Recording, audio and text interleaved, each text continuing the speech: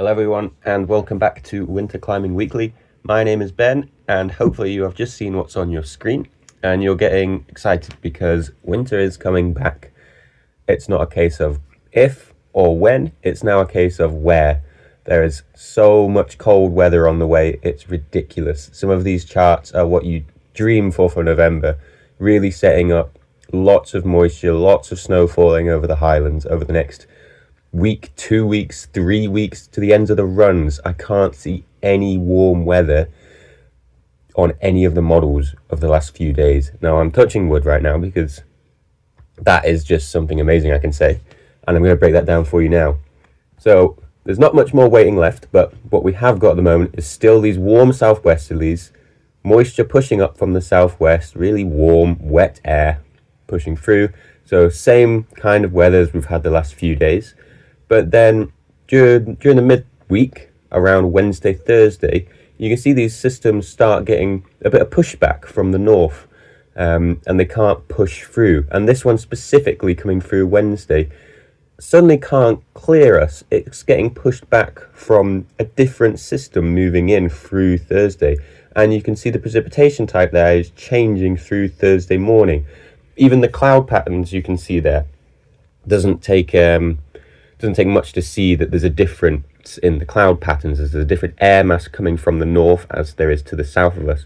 And we're going to have a massive divide over the next few weeks or so between the north and the south of the UK, with Scotland being on much colder air than the south. And I'll just bring up some synoptics to show that. So here is the low pressure system, which is kicking off our winter season, hopefully with a bang. Warm, wet, moist air coming through for midweek. But you can see the northerly winds coming about Wednesday, and that's going to clash with the northern edge of this low pressure system where there's lots of moisture.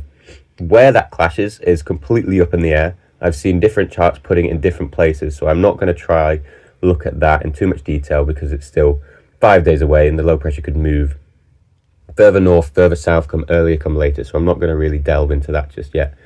But it is clashing, and this is kind of the ideal scenario. If you have straight northerlies without moisture, you get just kind of poor, if any, winter conditions on Roundup Rock. What you need is this southerly wind to bring moisture to clash with the northerlies to bring snow. And that's going to fall snow on northern aspects with a southerly wind and then a northerly wind. It's not like it's just hammering onto the southerly aspects. It's going to fall on all aspects, and it won't make the best climbing conditions originally, but it should start building us up through, basically setting us up through the next end of the week to the weekend to the week beyond. It just gets a good base. Now it's moving through the country slowly, which is giving lots of time for the low pressure to whip up more fronts, more warm fronts to hit this cold air, to keep bringing moisture to us throughout the weekend into the week after, as we're keeping getting cold winds from the north from some high pressure blocking over Greenland. And this is exactly what we were talking about last week, where these kind of systems are setting up and they're not sticking around for just 1 or 2 days. This isn't a, are you free on Thursday? No. Oh, too bad, you can't climb this week. This system is set up, and it is staying set up for a long time. Northerly winds clashing with moisture, blocking systems. The high is still over Greenland here into mid next week, still bringing more moisture. The jet is well south of us here, still really cold air, lots of moisture kicking around. And that's again another really good sign.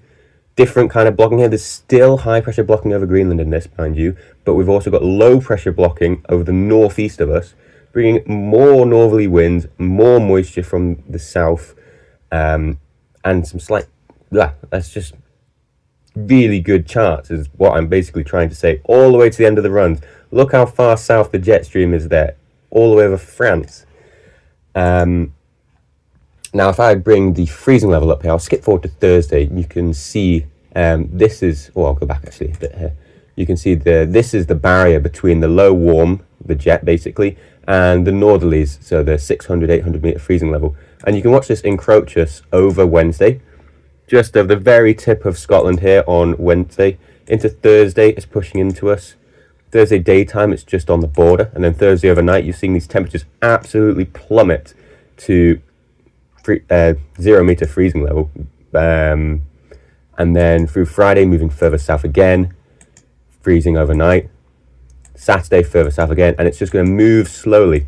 So there's a bit of a lag between Scotland and England's conditions. So you might be seeing 13, 14 degrees over London, but it might be -4 in Braemar by mid next week. And another chart just to prove this here. Here's the 850 HPA for Aberdeenshire. You can see the massive temperature drop here is coming around the 13th, 14th of November. And I brought the one for Cornwall as well, whereas this one's coming around 17th, 18th of November. And that's just how long it's taking this system to, well, these northerly winds to push down. And that's the point I'm trying to bring across, is it's pushing against these warm winds from the south, which have moisture in them. So it's not like the doors to the northerly winds are opening and we're just getting really cold air. It's clashing with warm, moist air to the south, which is going to create lots of precipitation. Not particularly nice weather, but lots of precipitation, a really good base for conditions. I've got the ECMWF model here as well, and this is the temperatures, 850 millibars? It should be HPA, hexapascals. But anyway, just above the top of the bend, again, a model that we look at quite a lot just because it gives good temperatures. And you can see Monday still just above freezing on the summits. And you can see the northerlies are just starting to think about it on Thursday before they really open up on Wednesday into Thursday, pushing initially briefly from the north. Here we're freezing on the summits, especially on the higher summits. And then into the weekend, opening up even more, -5 isotherm coming in there, -6, -7. And it's just staying like that, pushing all over the UK by start of next week. So a little bit earlier on the ECMWF. High pressure blocking, the mid-Atlantic ridge is still maintaining over the Atlantic. And the northerlies just continue keeping us ridiculously cold. By this point, if these charts pull off, it wouldn't be out of the world to see ice roots forming, because we're now sitting at -6, -7 for a very long period of time, with still low pressure systems influencing us to bring more moisture again. I've got the jet stream here. This is another 850 HPA on the right side, but it's a different model. It's the GFS compared to the ECMWF that we've just looked at. And then the jet stream here, you can see just bringing us the warm southwesterlies that we've got at the moment. And the doorway being opened, if I skip forward to Thursday, here we are. You can see with the warm air mass being moved up by the jet stream, this low pressure system sitting really far to the south of us, whereas this high pressure mid-Atlantic ridge is just giving the double whammy of warm, moist, cold, dry, clashing right over Scotland around the weekend to bring hopefully lots of precipitation. Now, I have got, that was really wishful thinking. It's not going to take too much for the low pressure system to come a little bit further north. If that does happen, this might all be pushed back a day or two, but the signals are all there that this kind of setup is occurring. If the low pressure system moves further north or is deepened, it might off-put the power of the northerlies, but there's a lot of power behind it, so I do think that is unlikely. But that is that is a possibility where everything I'm saying may not come true, basically, if the low pressure deepens and overpowers the northerly winds. But I do think that is unlikely at this stage now. Here is just basically why I think that. The regime frequency from the ECMWF charts, and they have the possibility of a mid-Atlantic ridge, the purple here, really dominating, and then the negative NAO here dominating in the short term. If the low pressure system were to overcome, you'd see this blue system here on the Friday really continue to be the most likely outcome, but it's been quickly replaced by the negative NAO, which is the low pressure systems moving away from us and not giving warm southwesterlies. And then back to the Atlantic ridge of the high pressure to the west of us. Now, what kind of routes do I reckon will come in? I don't want to give too much away because, well, I don't really know really. It all depends on where this clash happens. If this clash happens further to the south, stuff over Arica will be better than the Cairngorms because that's where the snow will be.